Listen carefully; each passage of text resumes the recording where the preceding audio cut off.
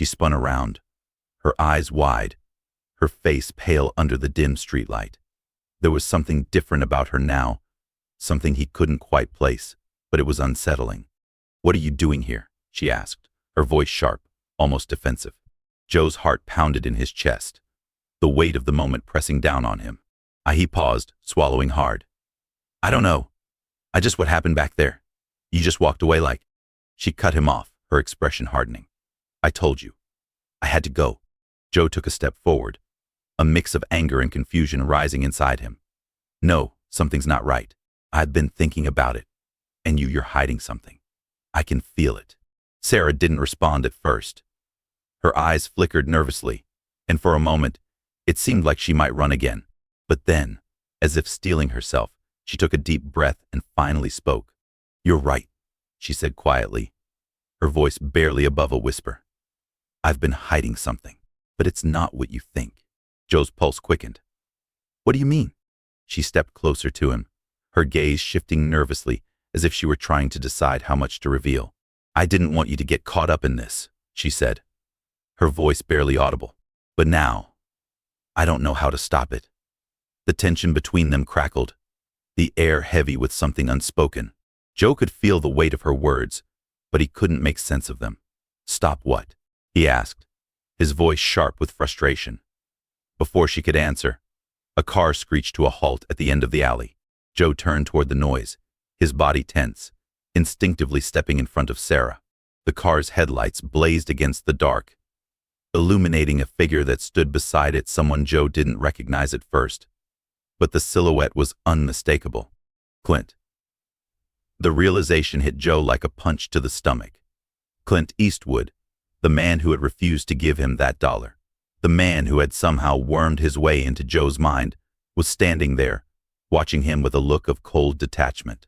But there was something else in his eyes, something dangerous, something that made Joe's blood run cold. Clint's gaze flickered to Sarah, and for a moment, their eyes locked, an unspoken understanding passing between them. Then, Clint's gaze returned to Joe, his expression unreadable. "Is this the guy?" Clint asked, his voice flat, devoid of any emotion. Sarah nodded, though her eyes were filled with regret. "Yeah, this is him." Joe's mind spun, trying to piece together what was happening. His heart was pounding in his chest, the weight of the moment making it hard to breathe. "What the hell is going on?" he demanded, his voice rising in disbelief. "Who are you two? What's all this about?" Clint took a step forward, his presence imposing, like a wall of stone. "It's about time you figured it out," he said, his voice low and dangerous. "You've been playing a part in something much bigger than you realize." Joe's stomach churned, and his mind raced to catch up. The pieces were falling into place, but the truth was something he wasn't ready to face. "Sarah," he said, his voice trembling, "you're working with him. You lied to me." Her eyes were filled with pain, but she didn't look away. "I didn't want to. I really didn't. But there are things happening. Things that are out of our control." She shook her head, as if trying to make sense of it all. "I tried to warn you, but you wouldn't listen.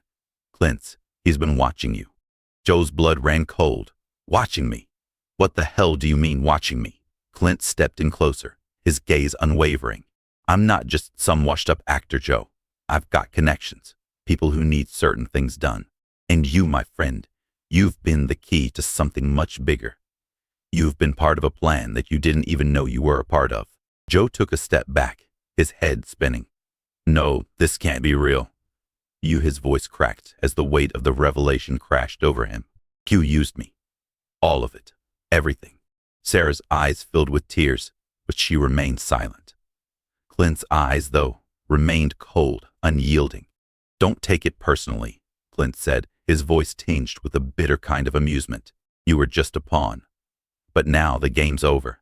In that moment, everything fell apart. Joe felt the ground shift beneath him, his world unraveling faster than he could process it. The betrayal, the manipulation, the lies, it was all coming together in one crushing realization. He had been played, used as a tool in some grand scheme, and now he was caught in the web, unable to escape. Clint stepped even closer, his presence overwhelming. "It's done now," he said. "There's nothing left for you here." And just like that, Joe's life, the life he had fought so hard to make sense of, collapsed in on itself. All the choices, all the moments that had led him to this point, everything had been nothing more than a carefully constructed illusion. The man he had trusted, the woman he had opened up to, it had all been a lie. The night after the confrontation in the alley felt like stretched on forever. Joe barely remembered how he had stumbled away from Sarah and Clint, the weight of betrayal pressing on his chest, his head spinning with the enormity of it all. The streets blurred around him, the cityscape a hazy backdrop to the storm raging in his mind. He didn't know where he was going, didn't know where to turn. All he could feel was the crushing weight of what had just happened. Yet he didn't want to believe it, not the part about Clint being some kind of shadowy mastermind, not the part about Sarah betraying him. But as the hours dragged on, as he walked aimlessly through the streets, the truth began to settle into his bones, cold and hard. The world had never been so bleak. By the time Joe found himself sitting in a park, the faint hum of the city around him seemed distant, like he was on the edge of it all. He was too numb to cry, too numb to feel anything except a sick, gnawing emptiness. It was as if he had been hollowed out, his insides scraped clean by the sharp claws of reality. So his mind replayed the conversation over and over, but each time the words hit harder. Sarah's tear-filled eyes as she admitted to working with Clint, the cold, calculated way Clint had watched him use him. Joe had always suspected there was something more to Sarah, something he couldn't quite figure out, but now he saw it in full force. She had never really cared about him. She had been playing him, just like Clint had. Till the anger came next, sharp and bitter, bubbling up inside him until he could taste it. He was furious not just at Clint, but at Sarah, at himself. How had he been so blind? He had trusted her, opened up to her, thought that maybe, just maybe, there was a way out of the darkness. And now that trust was shattered, broken into 1,000 jagged pieces. It was late when Joe finally forced himself to move. His legs felt heavy, like they were dragging him along against his will.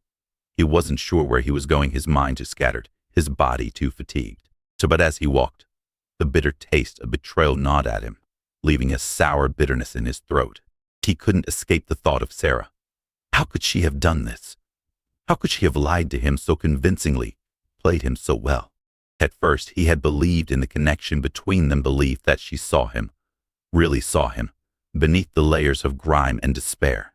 He had wanted to believe it, but now it was all just a cruel joke. She had never cared about him. She had only cared about her own survival, her own agenda. Joe wasn't a person to her. He had been a means to an end.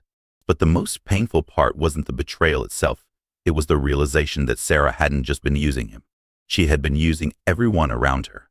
Clint was just the tip of the iceberg, a small piece of a much larger picture. Sarah's involvement had been deeper than Joe could have ever imagined. And now he was left with the wreckage of what they had bite the truth, just as a relationship destroyed. His mind went to the people he had known in the past, those who had crossed his path before he fell into this mess. Had they all been lying to him too? Had they been in on it, using him in the same way? Doubt crept in, poisoning every connection he had ever made. What if they were all just actors in some larger scheme, playing their roles to perfection while he stumbled around, clueless? He realized that he couldn't trust anyone anymore, and that thought was both freeing and terrifying. There were no more illusions, no more lies he had to believe in, but there was also no one left to turn to.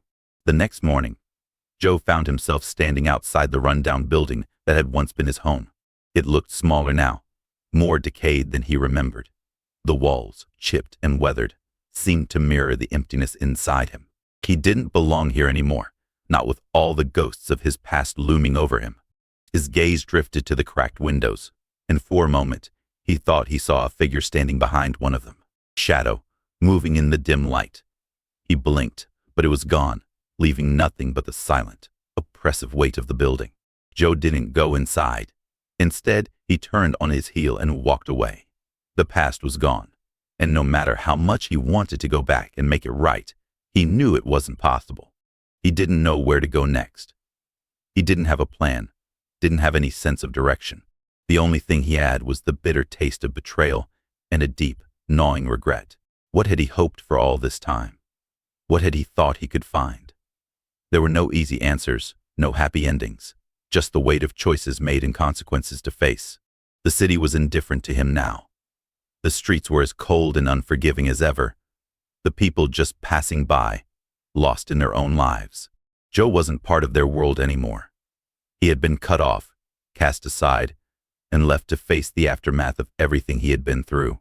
But even in the depths of his anger and regret, something stirred deep inside him, a small flicker of hope, a whisper that maybe, just maybe, there was a way to rebuild, to find a new path, even after everything had crumbled. It was a fragile hope, easily crushed, but it was there. It was the only thing left in him now. He didn't know what the future held, but he knew one thing for sure. He would never trust anyone the way he had trusted Sarah or Clint. Not again. Not ever. Joe's life had become a strange, restless wandering since that night in the alley. Days bled into one another, each one indistinguishable from the last. The city felt like an endless blur of noise and movement, but he no longer belonged or belonged. The faces of strangers, the places he passed by, none of it had any meaning for him now. He had been left to his own devices, his past scattered in pieces around him like broken glass, sharp edges that cut deeper with every reflection. He knew he was still searching for something, but he couldn't quite name what it was. It wasn't just the betrayal that gnawed at him. It was the erosion of everything he had thought he understood about people, about trust. The lines between right and wrong had become blurred. The distinctions between loyalty and manipulation almost impossible to discern. The world, which had once seemed so straightforward, now felt like a maze with no clear way out. But in the stillness of his solitude, something had shifted. He had started to recognize a truth, one that stung like a fresh wound, but one he needed to accept. The betrayal had been painful, yes, but it had also been a mirror. It had forced him to confront his own weaknesses, his own tendency to ignore red flags, his eagerness to trust, to believe in the goodness of others even when his instincts told him otherwise. He had allowed himself to be blinded by his need for connection, his need for validation. It wasn't just Sarah who had betrayed him, it was his own failure to see the truth. That realization didn't bring peace, but it did bring clarity. Joe's next steps weren't defined by revenge or anger. He could have tried to hunt Clint down, to confront Sarah, to demand some kind of justice, but something in him had shifted. The pursuit of vengeance wasn't going to heal the wound. It was only going to deepen it.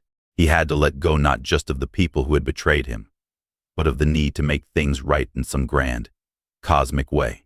There would be no grand justice, no perfect ending. He thought about Sarah a lot. What had driven her to this life, to make these choices? He couldn't pretend to understand, nor did he believe that her actions were excusable.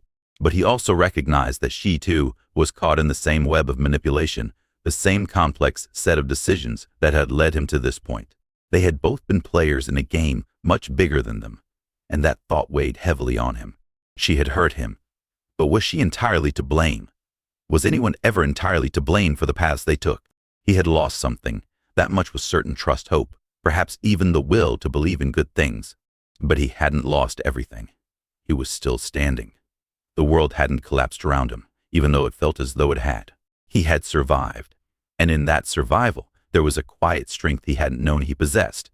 As the weeks turned into months, Joe kept moving through the world, though now with a quiet, almost invisible purpose. The streets were still cold, the faces still fleeting, but he had stopped looking for a place to belong. He was learning to simply be, to exist without needing validation, without needing anything from others, except the truth that was left in him. That was enough, and somehow it had to be. But the emotional scars lingered, those didn't fade with time. So there were moments when Joe would find himself lost in thought, remembering Sarah's face, her tear-filled eyes. He wondered what she was doing now, whether she was still caught in Clint's web, whether she had ever truly cared. Did she ever regret what she had done, or was it just another means to an end for her? The questions haunted him, but they were questions he knew he would never have answers to. And then there was Clint, the cold, calculating man who had once seemed so distant, so unreachable, the man who had orchestrated this entire nightmare. What had Clint really wanted? Power? Money? Or was it something even darker, something more elusive? Joe couldn't know. He had tried to understand the man, but the more he thought about it, the more he realized that Clint was just as lost as anyone else. Maybe, in the end, they all were lost souls trying to navigate a world that didn't offer any clear answers. One night, Joe found himself sitting in a small diner, the soft hum of the fluorescent lights above him the only sound in the empty space. Joe was nursing a cup of coffee, watching the steam rise from the cup, his mind miles away. The waitress was an older woman, friendly but distant, offering him a small smile before turning to the next customer. She didn't ask questions. She didn't need to. As he stared into the dark depths of his coffee, a thought struck him with sudden clarity. Can you really ever trust anyone again? Can you trust yourself after everything you've been through? After the lies, after the betrayals, after the pieces of your life that have been shattered and scattered beyond recognition? Joe didn't have an answer. But in that moment, he realized something else, something important. Trust wasn't a given. It wasn't a currency that could be exchanged so easily, but it was something that could be earned, slowly through actions, through time, through understanding. And maybe, just maybe, Joe could find his way back to that place. Not with Sarah, not with Clint, but with others, with the world. The diner door opened with a jingle as another customer entered, snapping Joe back to the present. He looked around, noticing the simplicity of the moment. The world, chaotic and complicated, had a way of continuing on, no matter how much he wanted to make sense of it. That was the truth that stayed with him as he left the diner and stepped back out into the cool night air. The world would keep turning, whether he understood it or not. And maybe, just maybe, that was enough. There was no grand resolution, no dramatic conclusion where everything was made right. But the quiet, fleeting moments, those were enough. They had to be. After all, wasn't that what life was really about? As Joe walked through the streets, the soft sounds of the city around him, he realized that perhaps the most important thing to learn wasn't how to trust again, but how to move forward, no matter how broken, no matter how lost. Thought, he decided, was where true redemption lay, learning to forgive the past, to accept it, and to take each step forward with the wisdom that came from surviving it. The world was still uncertain, still filled with shadows and twists, but Joe had found something that no betrayal could take from him, his ability to keep moving.